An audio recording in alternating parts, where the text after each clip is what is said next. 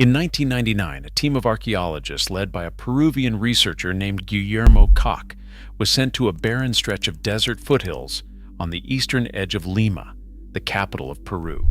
The site lay beneath a shantytown called Tupac Amaru, built in 1989 by 340 families who had fled guerrilla warfare in the mountains and who had settled on what they believed was empty ground. It was not empty. The government was planning to bring running water and electricity to the settlement. Before construction could begin, Koch was asked to check whether anything was buried beneath the surface. He dug a test trench. Within hours, his team began pulling bundles from the earth. They were large, heavy bundles wrapped in layers of raw cotton and woven textiles, some weighing over 180 kilograms. Inside each one were human remains. Some contained a single individual, others held as many as 7, adults and children bundled together, their bodies preserved by the dry desert air for over 500 years. By the time the excavation was finished, Koch's team had removed more than 2,000 mummy bundles from beneath the shantytown.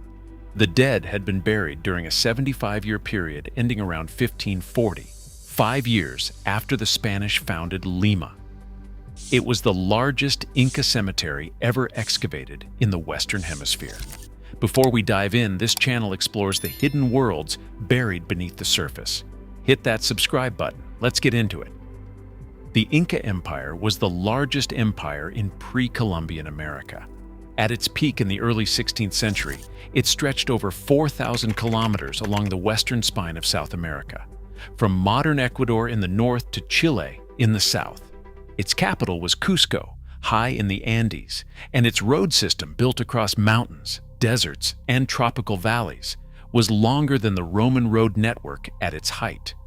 The empire governed roughly 12 million people, administering them through a bureaucratic system that had no written language but kept precise records using knotted strings called quipu. The Inca did not bury their dead the way Europeans did. Death in Inca culture was not an ending. The dead remained members of the community. Royal mummies were kept in the palaces of Cusco, dressed in their finest clothing, attended by servants, brought out for festivals and ceremonies, and consulted on matters of state. The dead ate, the dead drank, the dead held political power. The Spanish were horrified by this when they arrived, and eventually burned most of the royal mummies to destroy what they considered a pagan practice. But the royal mummies of Cusco were only the most visible expression of a wider culture. Ordinary Inca citizens were buried in mummy bundles, carefully wrapped in layers of cotton and fine textiles, accompanied by offerings that reflected their social status, their trade, and their relationships. The bundles were shaped to resemble seated human figures. Some were topped with false heads, sculpted from cotton and cloth, with painted or woven features representing a face. These false heads, known as cabezas falsas, were reserved for the elite. Approximately 40 of the bundles at Puruchuco carried them. Inside and around the bundles, archaeologists found 60,000 artifacts. There were weaving tools, spindles, looms, needles, dyeing materials, ceramic pots, food offerings of corn, beans, and coca leaves, silver and copper ornaments, slingshots, and bags made from the fur of llama legs. 99% of the tools were related to textile production. This was not a cemetery for warriors or priests. This was a community of weavers, textile makers who lived in the Rimac Valley under Inca rule, and whose entire identity was bound to the cloth they produced. The textiles themselves were extraordinary. Inca weaving was among the most sophisticated in the ancient world, and the fabrics wrapped around the Puruchuco mummies included garments of astonishing complexity. Multicolored tunics with geometric patterns, tapestry-woven bands, and intricately dyed cotton mantles that had survived 5 centuries in the dry ground. For the Inca, textiles were more valuable than gold. They were the primary medium of tribute, the standard measure of wealth, and the material through which social rank was communicated. To be buried wrapped in fine cloth was the highest honor. The cemetery contained individuals from at least 10 different social classes: men, women, children, infants, elders. Causes of death included malnutrition, anemia, tuberculosis, trauma, and what appeared to be human sacrifice.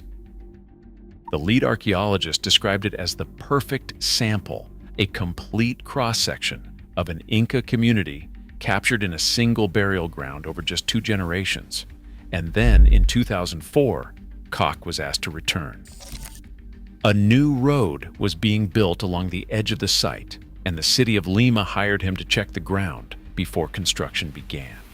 He dug another trench, this time on a hillside less than half a mile from the main cemetery. What he found was different. More than 70 bodies were buried in shallow graves on the hillside. They were not wrapped in mummy bundles. They were not accompanied by offerings. They were not arranged with the careful ritual placement that characterized every other Inca burial at the site. These bodies had been thrown into the ground in a state of chaos. Some were barely covered with dirt. Some showed signs of extreme violence, hacking wounds, crushed skulls, bones shattered by blunt force, and evidence of impalement with iron weapons. Iron weapons were not Inca. The Inca used bronze, stone, and wood. Iron was European. Among the 72 bodies, one skull stood out. It had a small, clean entry wound on one side and a larger fractured exit wound on the other. The pattern was unmistakable. It was a gunshot wound. Forensic analysis confirmed it. This individual had been killed by a musket ball fired at close range. It was the first confirmed gunshot victim ever discovered from the era of European contact in the Americas. The archaeologists pieced together what had happened. In 1536, 3 years after the Spanish conquistador Francisco Pizarro captured the Inca emperor Atahualpa and seized Cusco, a massive Inca rebellion erupted across the empire. An Inca general named Quizu Yupanqui led an army of tens of thousands against the newly founded Spanish settlement of Lima. The siege was intense. The Spanish were vastly outnumbered. Historical accounts describe fierce fighting in the streets, along the riverbanks, and in the surrounding hills. The Inca came close to overrunning the settlement entirely, but the Spanish cavalry and their indigenous allies eventually broke the assault. Quizu Yupanqui was killed. The rebellion in Lima collapsed. The bodies on the hillside at Puruchuco were the Inca dead from that rebellion. Men, women, and adolescents were buried in haste by survivors who had no time for the rituals that defined Inca funerary practice. No cotton wrappings, no offerings, no false heads, no woven cloth, just bodies in the dirt, bearing the marks of Spanish steel and gunpowder. One skull showed signs of being struck by a bladed weapon from behind, then pierced by a musket ball from the front, suggesting the individual was attacked from multiple directions. Another showed evidence of impalement. The violence recorded in these bones was systematic and overwhelming. A forensic specialist who examined the remains called it the first tangible evidence of Spanish violence towards indigenous peoples from South America. Despite centuries of written accounts describing the brutality of the conquest, physical evidence had been almost entirely absent from the archaeological record until this hillside in Lima was opened by a pre-construction survey for a road that the city planned to build, regardless of what was found. The bodies on the hillside at Puruchuco were the Inca dead from that rebellion. Men, women, and adolescents were buried in haste by survivors who had no time for the rituals that defined Inca funerary practice. There were no cotton wrappings, no offerings, no false heads, no woven cloth. Just bodies in the dirt, bearing the marks of Spanish steel and gunpowder. For 500 years they lay there. A shantytown was built on top of them, and a road was planned over them. Then, in a trench dug 3 days into a routine pre-construction survey, the first physical evidence of Spanish violence against indigenous peoples in South America came to the surface. The main cemetery and the massacre site sit less than half a mile apart. On one side are 2,000 mummy bundles wrapped in the finest textiles the Inca could produce, buried with 60,000 artifacts that represent a thriving community of weavers and craftsmen living under imperial rule. On the other side are 72 bodies thrown into shallow graves, hacked with iron swords and shot with musket balls. buried without ceremony by people who no longer had time to honor their dead. The distance between the two sites is 500 meters. The distance in time is roughly 5 years. One site represents the last generation of the Inca world before contact. The other represents the first generation after contact. Together, they form the most complete archaeological record of the Spanish conquest ever found. Only 10% of the site has been excavated. The lead archaeologist estimates the full cemetery may contain the remains of 10,000 bundles, holding as many as 15,000 individuals. The artifacts alone, 60,000 recovered so far, would fill a museum. Only 3 of the 345 mummy bundles have been fully unwrapped and studied. The rest remain sealed, their contents unknown, their stories untold. The shantytown of Tupac Amaru is still there. The families who built it in 1989 had no idea what was beneath them. They regarded the land as sacred in a general sense, and the looting that had plagued the area for decades stopped when they arrived. But the settlement grew. By the time the government opened formal excavation in 1999, 1,200 families were living on the site, and 40,000 gallons of sewage and other liquids were seeping into the ground every day. The effect on the mummies was devastating. Bundles that had been perfectly preserved by 5 centuries of dry desert conditions were suddenly saturated with moisture. The cotton wrappings began to rot. The textiles started to disintegrate. The flesh on some of the mummies was decomposing, as if they had died 30 to 45 days ago, not 500 years. The lead archaeologist described the scene bluntly. It was not a pretty sight. The excavation became a race against time.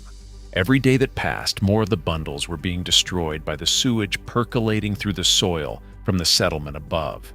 The archaeologists worked as fast as they could, pulling bundles from the ground, cataloging artifacts, recording burial positions, and transporting everything to the Puruchuco site museum, a small facility that was never designed to hold a discovery of this scale.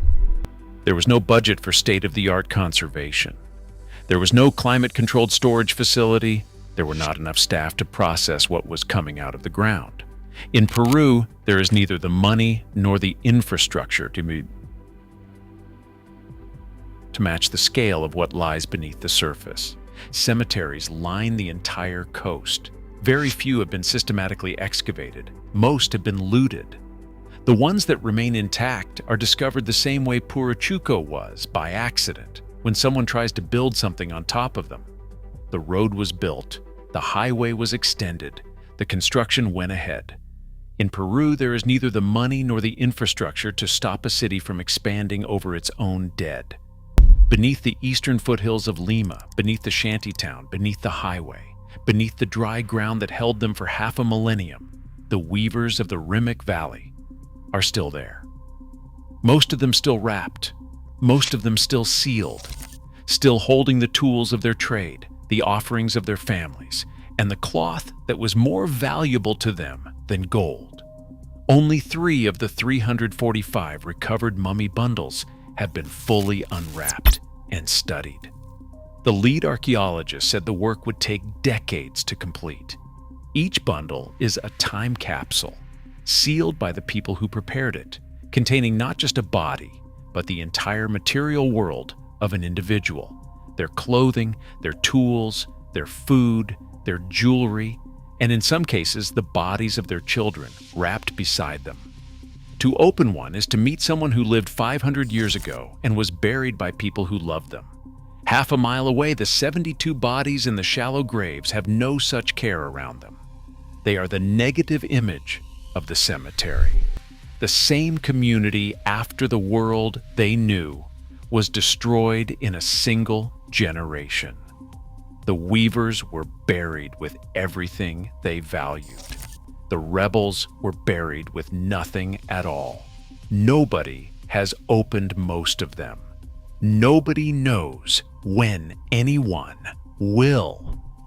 The ground beneath Lima has not finished giving up what it holds. Thanks for watching. If this is the kind of exploration you want to follow, please subscribe.